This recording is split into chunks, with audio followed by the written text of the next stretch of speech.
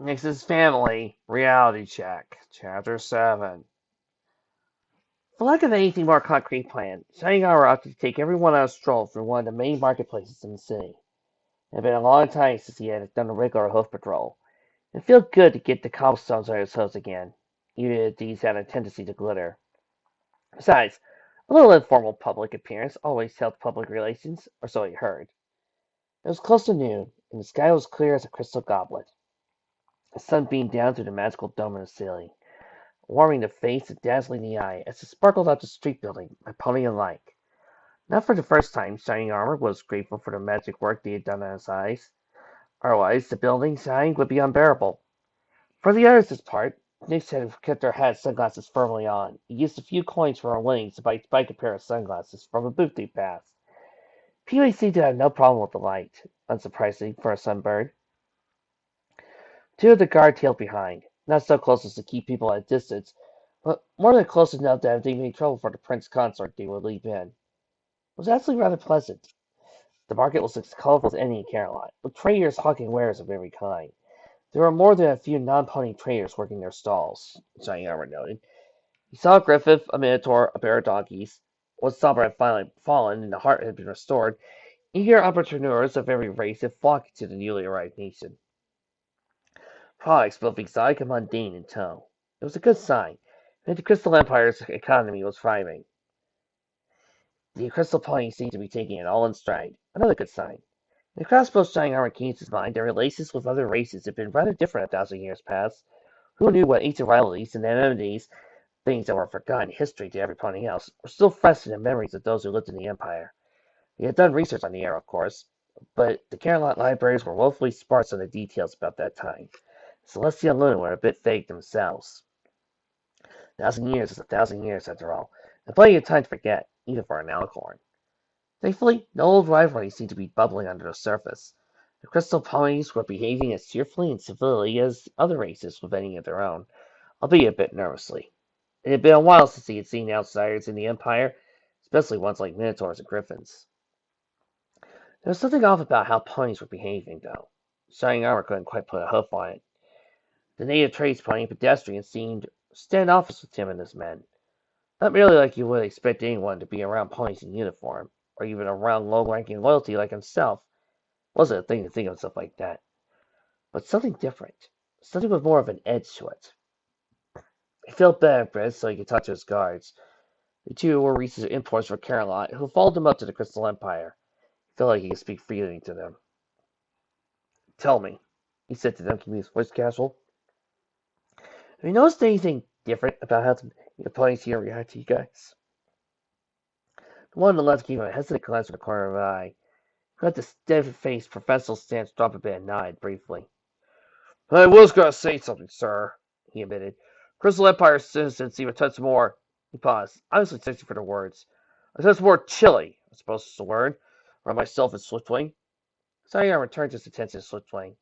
"Your guard now, sir." "Same here, sir," he said. "Ever since we arrived." "Don't think it's the armor?" Sayar asked. The guard shook his head. "No, sir. If anything, your reception is chilly, though, when I'm out of my civvies." Sayar looked him over. He posed an interesting question. Thanks to the sparkle effect of the crystal heart, everyone in the Empire, native or foreigner, had the same glaring effect on them. If it weren't for their wings, they could have easily passed for the ponies born and raised. If it wasn't for their wings. Sariyama looked around at the teeming crowds of ponies. For the first time he set his hoof in the city, he noticed that something was missing. Or rather, two somethings. "Silverstreak, keep an eye on my niece. Swiftwing, come with me," he said, carefully detouring down an alleyway. Once all three of them were out of sight, to his concentration, he promptly struck his uniform. "Hold this," he said, tossing it to Swiftwing. Shiny applied a few spells to himself. Standard issue camouflage and emergency disguise spells taught to every royal guard. His mane tail turned pale yellow. His cutie mark changed from a kite sealed in stars to a kite on a string. One could only do so much to magically disguise a cutie mark. "Not my best work, but I'll pass," he muttered. "What are you doing, sir?" Swiftwing asked, confused. "A little experiment." He took his uniform and tucked it in one of his saddlebags. The wrinkles will iron out. "You fall back a little bit and watch what happens." Still confused but ready to obey orders, Swiftwing nodded. Considering how peaceful the Crystal Empire is, why would shining armor even need guards in the first place? I mean, I would just think he would be the type of person to say no. Still confused but ready to obey orders, swiftly nodded. A few moments later, a blonde unicorn pony with a kite-flying cutie mark made his way down the main drag. He picked a random booth, a lemonade stand, and saddled up to the pony behind the counter. "How much for the glass?" he asked cheerfully. The pony working the stand turned to look at his customer and froze, just for the briefest of moments. His eyes flicked up to Shining Armor's forehead, then down to him with an eye carefully neutral precision. Shining had overlooked it, he wouldn't have noticed. "2 bits," he said, his voice cool. Shiny paid his 2 bits, took his glass of lemonade, and left. Was this his imagination, or did the serving pony glare at him a bit when he thought Shiny wasn't looking? It was the same story at every booth run by a crystal pony. The darting glance of his forehead, and suddenly neutral or downright chilly reception. "Am I the only one who knows Nick hasn't had much of dialogue or a scene for the past 2 chapters?" 7 or 8 booths, and a few tries at striking up idle chat with the ponies down the street. Shiny Armor retreated to another alleyway and removed his disguise. He rejoined his 2 guards. "Well?" Swiftly nodded. "I see what you mean, sir," he said. "Every native pony seems to get a little less friendly the instant they clap eyes on your horn." He cut the hoof, not taking eyes off the surroundings. "You may not have noticed, sir, but some of them seem to get outright hostile once your back was turned." "I did catch that," Shining Armor murmured. "I've noticed the ponies glancing at our sides the same way," Silverstreak said, roughly annoyed by demonstration. "It's like they never saw a Pegasus or unicorn in their lives." "Well, they did once and didn't like what they saw," Switzling said. "I'm starting to get a few theories about that," Shining Armor muttered, "and not any I like." "Sir, take a look at the crowd soldier. I mean, really look at him. Notice anything missing?" The 2 guards looked around. It took them a few seconds to realize Shining Armor was talking about. "They're all Earth ponies," Silverstreak said mumbling. "I don't see a single Pegasus or unicorn in the bunch. Not that I mistake any for a native, anyway." "And I bet my monthly stipend there aren't any. Or they're so rare you'll never see them," Shining Armor said. "This is a kingdom made of entirely Earth ponies. And like I said, I don't like any of the theories I got to as why." "Sir, what was I saying about them looking at you when your back was turned?" Swiftly said. "I think I said that, sir. Not all of them looked hostile. Some of them looked afraid." Which, of course, now that I think about it, really doesn't make any sense considering the Crystal Heart, but moving on. Spike and Nyx were enjoying themselves, trying back and forth from booth to booth, keeping all the items on display. If there were any problem in their world, they were blissfully unaware of it. Nyx and Spike had divvied up and eaten the hard candies from her winnings. The horseshoe had gone into her saddlebag. It still left her with a handful of bits to spend on whatever she liked. It was a getting choice. There were sweets, treats, and toys and trinkets of every kind. Sparkly, what else was sparkly? Bric-a-brac, pretty things for your mane and tail, books and hats, and kitsy tourist junk. The choices were all so tempting that she sat down in the middle of the road, desperately trying to think. So many choices, but do I get one big thing or one lots of little things? I put my mind to last. Well, a little while anyway. Spike has all money, and was eager to spend it. "Come on, Nix, make up your mind already," he said, tapping his foot. He had an eye on a booth that was selling loose, semi-precious stones down the way. Okay, give me a minute," she said. She looked around, then brightened when she saw a particularly colorful stand. "Perfect! It'll be a nice start to her explorers. It only cost a quarter bit." She ran over and, her little thought, brought 5. Shining Armor and his guards were discussing what they had just observed, when they were interrupted by what appeared to be a large hat bearing a pink and blue cloud. "Come, the hat sang. Quick double check revealed it was Nyx, bearing several enormous sticks of cotton candy on a cardboard tray in her mouth. She stopped in front of Shining Armor and held the tray out, smiling hopefully. "Mommy said once that the blue kind's your favorite." Surprised, Shining Armor levitated the blue cotton candy out of the box. Well, thank you, Nyx." He took a bite out of his unexpected treat. Nyx turned to the 2 guards. She set the box down and with some effort levitated 2 more cotton candies out, forced them onto the guards. "And I got some for you too," she said. Bemused, they took the sticks in their hooves. Cotton candy treats weren't exactly listed in their typical rules of engagement. Spike came waddling up. She levitated another over to him. "And one to Spike," she said. Jessie followed the last one out of the box, smacked her lips, and prepared to take a huge bite. Just as an air breeze kept up, wafting her fluffy treat down the midway. Nix's teeth shot down in thin air. Woo! She proclaimed angrily and took off in pursuit. She came back a minute later, clutching her cotton candy by the stick of one hoof, trying along the 3 leg and grumbling to herself. The stallion's president wisely stifled their chuckles in their mishap. Spike and Pee-wee, not being so wise, kept right on snickering and chuckling in amusement. She saw both with deaf glare that was somewhat muted in its effectiveness by her poot's lower lip. There was a muted rumble in the distance. Oh, darn, he said, looking up. To the magic of some clouds could be seen massing on the horizon, a humdinger of a blizzard. The warm air inside the dome would turn into rain, but it wouldn't be pleasant to get caught on it. Welcome to another little feature of living up here in the Crystal Empire, everyone. The weather around here happens when it darn well pleases. Parties all around us started hustling to get off the street. Vendors began closing up, preparing to rain on the rain in their tents and booths. Let's find someplace to get out of the rain. Nick's turning in a circle. Oh! Oh! As he said, pointing up, Shining Armor looked. There's a movie theater down the street. Can you go see a movie? Sierra's levitating her cotton candy again. Started digging through her sound bag. Think I have enough bucks for a ticket?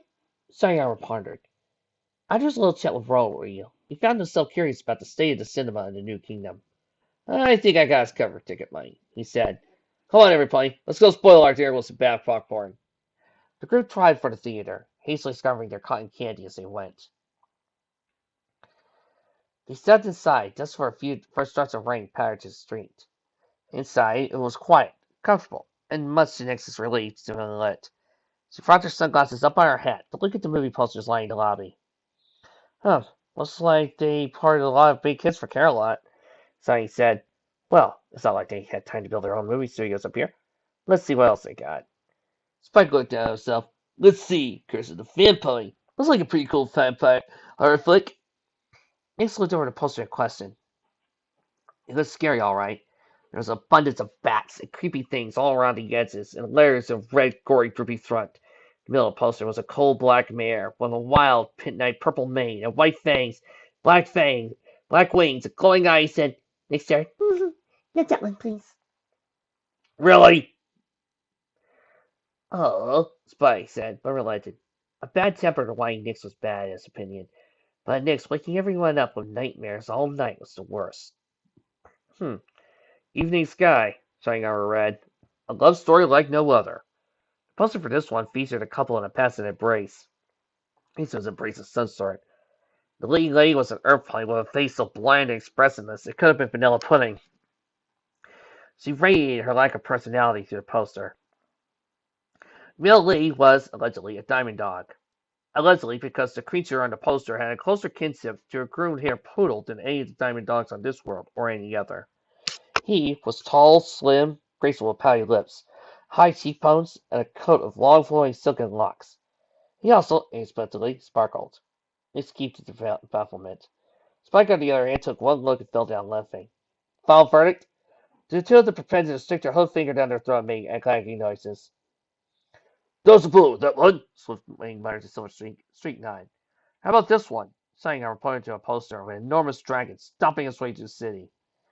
Spike gave him a particularly hard stare. Pass, he said. Oh, right. Twilight told me about the birthday incident. Sonny said with a cough. Moving on. Pony and Steel looks like it might be good, Spike suggested. Ooh, ooh, Nick suddenly squealed. This is my little camping movie. All the others accompanied the stairs. Nick's elaborating. It's based on this book series about these little creatures called cupies. She said, pointing to the pinkest, monkey-like creatures on the round flowery poster. You raise flowers and make candy and love the color pink and have parties and adventures together, and boys probably wouldn't care for them very much. She finished lamely, looking at Spike. Okay, I gotta stop here. Am I the only one who's finding this a little stereotypical? Like, Nix is scared of the vampire movie, but wants to check out the little girly movie. Like, this feels a little out of character for her.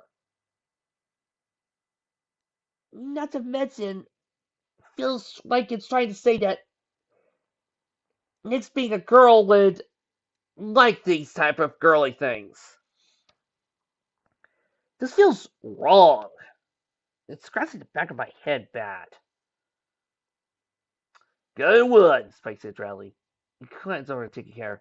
You better hurry and pick something or miss the first screening. Ponies, mostly young colts and fillies, were pouring through the doors and lining up in Tiki Care. Carrying our sang to one of the colts. Hey, fella, he said. Excuse me, but what's the big rush for? Colt pointed to a poster they missed. It's the premiere of There and Back Again, he said, eyes sighing over Simon. It's going to be the most awesome movie ever. I don't know. I mean, it was split into 3 parts, and I don't think it was necessary. Simon looked at the poster. It featured a party of rough and ready-looking earth ponies, a taller, spirited unicorn in a gray wizard robe, and a small donkey standing in front of the glowing, leaf-bladed sword in his mouth. In the background, there was a silhouette of a lonely mountain, or was the shadow of a dragon flew. There and Back Again, part 1 of 3, he read aloud. Looked over at the crowd. Well, they seem pretty enthusiastic about it, he said.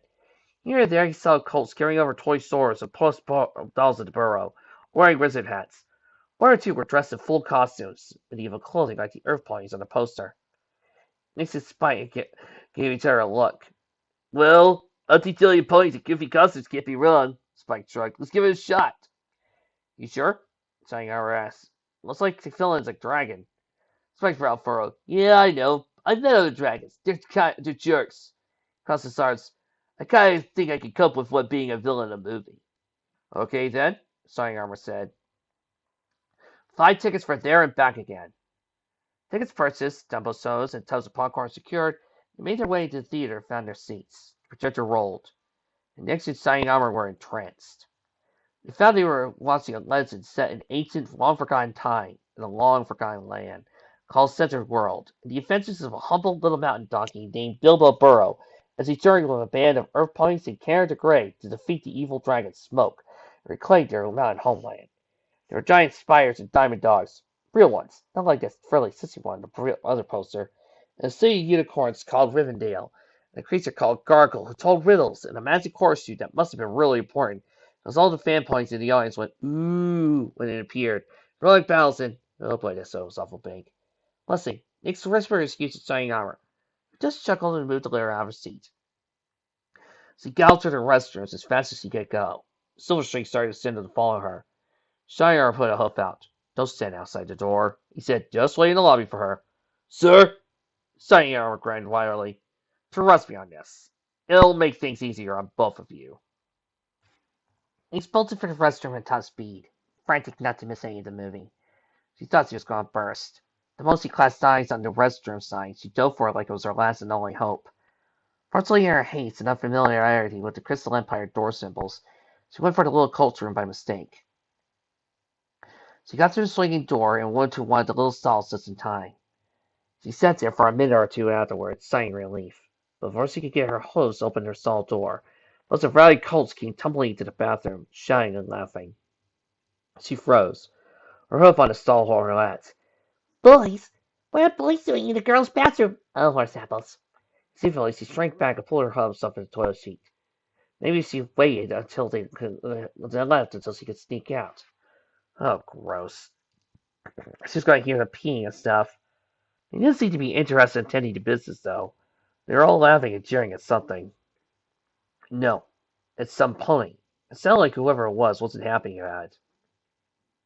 Curious, they put an eye to the gap in the stall door. There were 4 or 5 colts gathered around one, jeering, chaunting, and pushing at him. It was barely half their size. A scrawny white foal with a tousled mane and tail. Leave me alone, he said, and kept saying unhappily. Leader of the bullies, a starky, dark red colt with an enormous mane, sneered. Oh, Will Blake Ponyhead wants to leave us alone, he cheered. He gave a shud, knocking the air cold off his hooves. Think you're so much better than us, Bright Eyes? Think you don't gotta talk to us, huh? Well, look down on us, your highness. We'll fix that. Move up high, fellas. The colts closed in on a small one. There was a tumult of yelling, screaming, and crying. When he backed away, the small colt was hanging upside down for the coat by the hooks of the door. They tied it on his tail and left him hanging there. How do you do that with Hobbs? It obviously hurt a lot. He was crying aloud, tears starting in his eyes as his tormentors laughed. Nick smothered a gasp. He'd never seen Foles do anything so cruel. His saddlebags had fallen to the floor. The other group kicked him open. I rolled out a plush doll, one of the Bilbo Burrow dolls Nick had seen from the other two carrying into the theater. The bully picked it up and waved it about, grinning like he found a prize in the bottom of a box of cereal. Oh man, look at this. He still plays with tough toys. The fool hanging on the wall playing, no, that's mine. The bully laughed. Oh, little ponyhead loves his dolly. He said, I am really hating this scene. The other fools joined in, hooting derision. The colt dropped the doll on the floor. Bet you'd be real upset if I did this. He stomped on the plush violently. The doll's owner wept. Stop it! You're hurting me. Please tell me this kid's not going to be important later on to the plot. The bullies held. Oh, yeah? The brown colt said. We told you never to show your ugly pony head face in our neighborhood or a movie theater again. But you show up anyway. We try to talk to you or like, leave me alone. So I guess you gotta learn your lesson like this. He pinned the doll to the floor, grabbed his forelegs in his teeth and began to yank, jerking his head back and forth savagely. No! There was the sound of ripping cloth.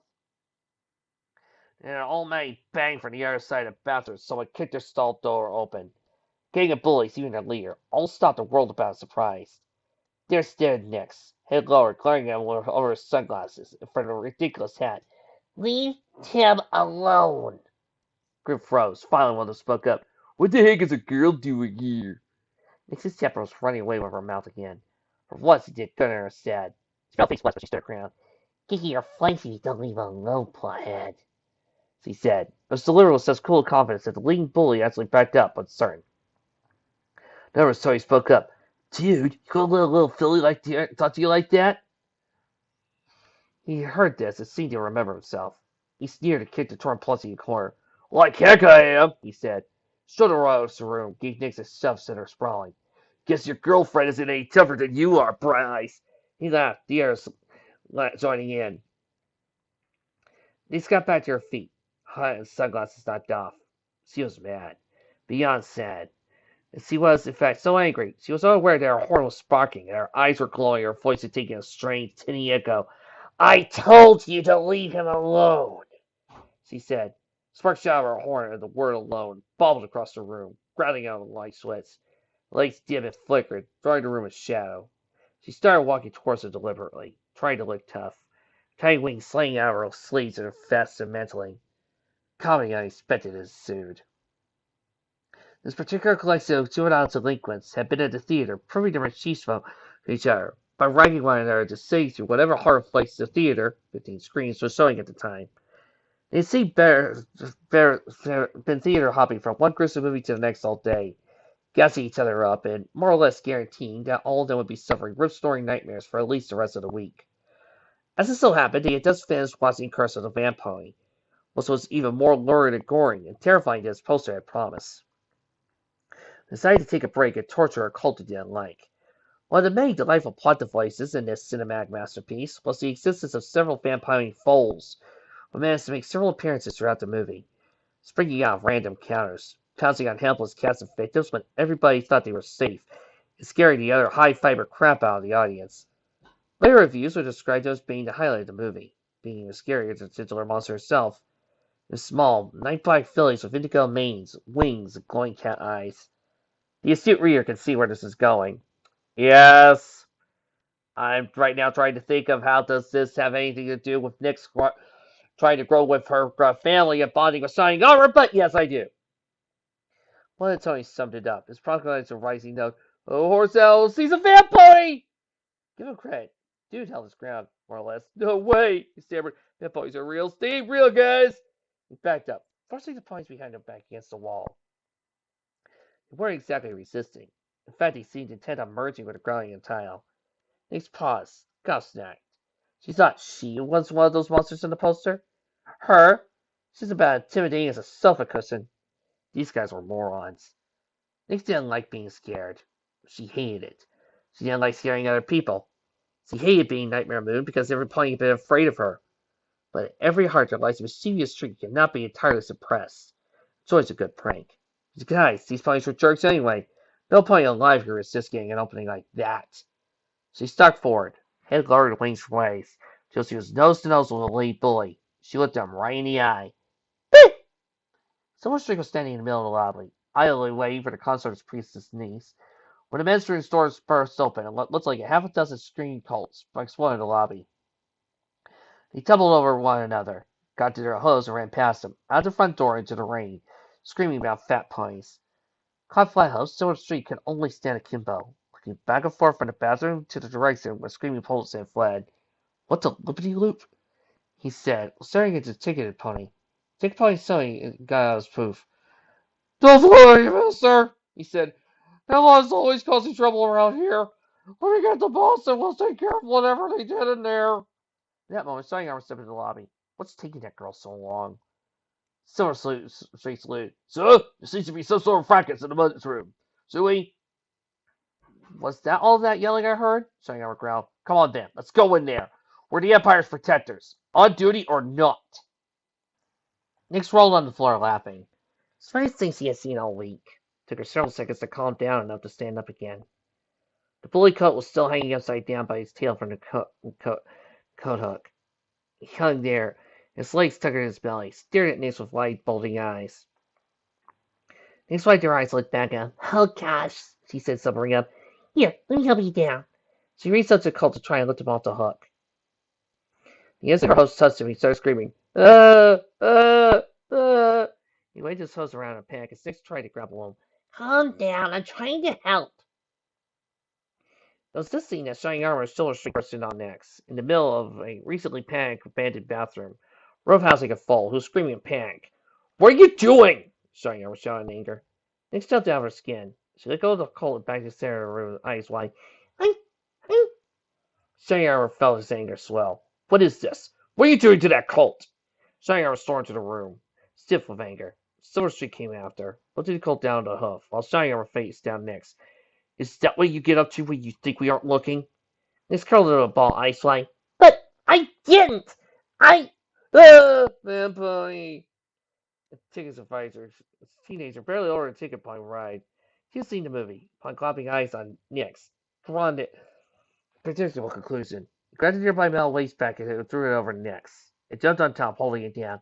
"Oh, not this again!" Nix yelled. "Vampire? She's not a vampire." "I got a vampire! Call the guard!" "I am the guard." "Let me out!" "Ah, you're all up to bloodheads." After everybody finally calmed down, they reconvened down in the lobby. Next, fuming and unhappy, and finally managed to relate everything that had happened. All the arguing and yelling that was now taking place between the movie theater manager, was completely loudly about the guard not being able to do anything even when trouble was happening right under their noses. Why hadn't they set any point when the manager had called out the hoodlums in the theater before? Shining Armor was feeling angry and embarrassed, and not on his best game. They reduced to turning the argument around on the manager, demanding to know why the manager was incapable of keeping his own theater under control. Spike, for his part, was just sitting on a nearby bench, watching everybody fuss and argue with a look of disgust on his face.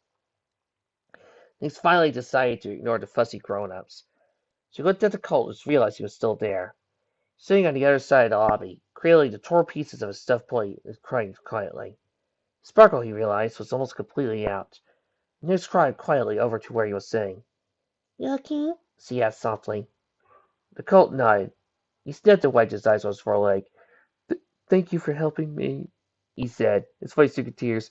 "I'm sorry I screamed at you." Nix told her host well. "Well, I was kind of trying to be scary," she said as he restrained the giggle. "It was pretty funny, though.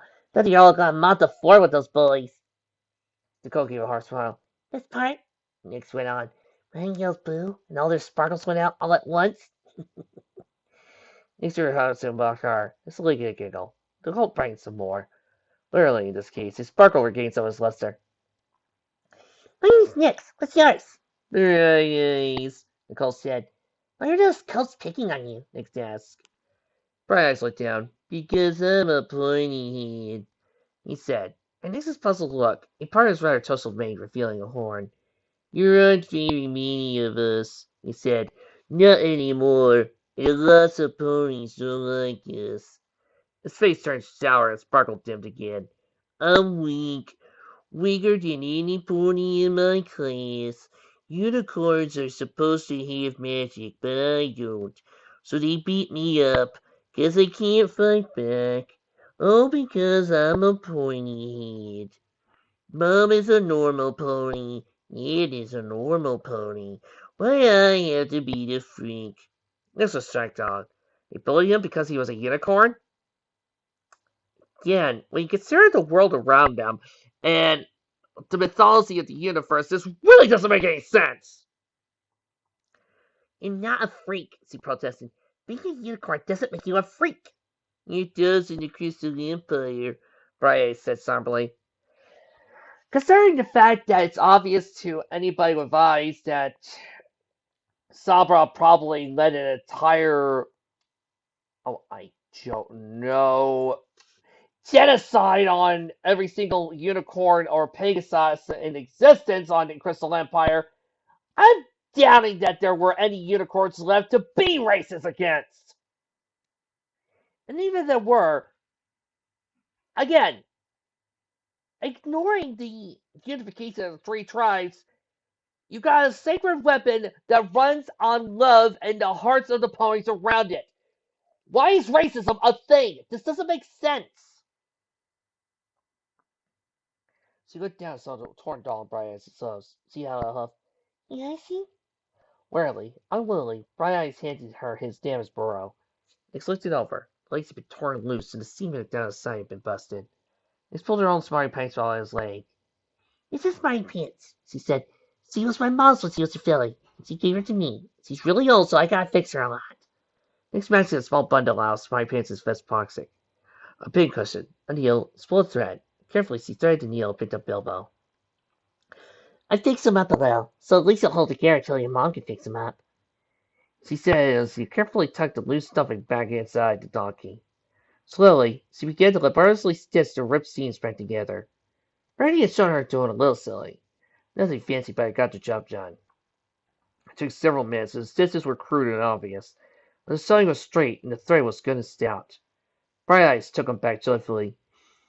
He's okay. He's good as new, he said. Thank you. He cut the plush donkey, a smile wreathing his face. Sparkle lit up the room. If you think this place is silly, wait until I get to that pencil guy from later on from Reality Checks' other stories. Nick smiled. It was very easy to tell when Crystal Pine was feeling better. A shout fell over the two of them. Somebody cleared her throat. Nick looked behind her. Shining Arm was standing there, face a mask. Nick wheeled inside. Come on, Nix, he said, his voice tense. We're going back to the castle.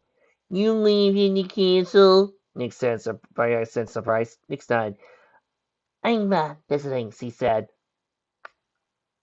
You know, this guy got real popular. Why didn't anybody ever notice that this guy forgets to, get a new paragraph of every speaker? Brian looked up at the unicorn stallion standing behind his friend. His eyes went wide as he realized who it had to be. He gulped and bowed, being a hasty retreat, leaving Nix alone. The walk home was an incredibly quiet one. Shining Armor cast a light shield over his head, warding out the rain as they walked. He said nothing, face stunning. Nix refused to look at anyone, walking her head down, hat drooping over her ears. Even Peewee was unusually quiet. When they returned to the castle, Shining Armor dismissed the guards with a quiet commendation for their professionalism. The rest of them trooped to the royal quarters, weary, disgruntled. Nix didn't say a word. She went straight to her bedroom and closed the door. Wasn't lost on Shining Armor. After a few brief words to the servants, he walked down to the guest rooms and knocked on the door. Nix, he said softly. The answer was faint. Come in, Nix said. Shining Armor pushed the door open. Nix was lying curled up on the bed. Spiny pants cuddled up to her. Her back to the door, hand sunglasses and vest were on the dresser. Saddlebags on the door. She didn't move or look up as Shining Armor stepped in. He sat down on the floor next to the bed. Nix, I'm sorry, he said. I shouldn't have done that. I shouldn't have jumped to conclusions. I heard that ruckus, saw that little colt, and assumed you were responsible. That was wrong. I was wrong. He turned her back and hunched her shoulders. Nick still didn't look up. It's okay, she said emotionally. Her voice made Sonia kick himself. It happens a lot. I'm used to it. It does it? Sonia said. Next time, a couple of weeks ago, I went to visit the apples, she said. Granny Smith stuck me under a wicker basket and made my friend sit on it until she got back with a guard from Plainfield to have me arrested. Sonia was stifled in a snort of laughter. She actually did that? He chuckled. So that's what you meant by not this again. Nick's nodded. Sonia amusement faded. Tried to imagine what it must have been like from her perspective. Stuck in a cage by your own friends while your crazy old mayor screamed accusations at you, threatened to have you hauled off to prison. Cheyenne felt a sense of pity for the filly. Yes, filly. He really believed it now, he realized. Genuinely believed that Nix was just a little filly like any other. Till this moment, he always had a mental twist of denial whenever it was said. When at some point he called her his niece. That was gone now. She was his niece. Always had been his niece. It wasn't a happy realization. The dreadful message of trying to make him lunch, the hopeful look on her face as she handed her cotton candy. Still doesn't make it right, he said, with his hoof on her shoulder. She raised her head up and looked down. Nix, I've been tricked a lot in the past. But what you did when you were Nightmare Moon wasn't the first. I've gotten untrusting and suspicious, and I took it out on you, even though you did everything you could to make it right afterward. So very sorry. You gave me a second chance. I'll try to be a better uncle. A real uncle. Can you do that? There's a sniffle. Nix looked over at him, tears welling up her eyes. Or at least she threw her hose around his neck and snuffled his shoulder. When the president's office offered forgiveness to be given, it felt good.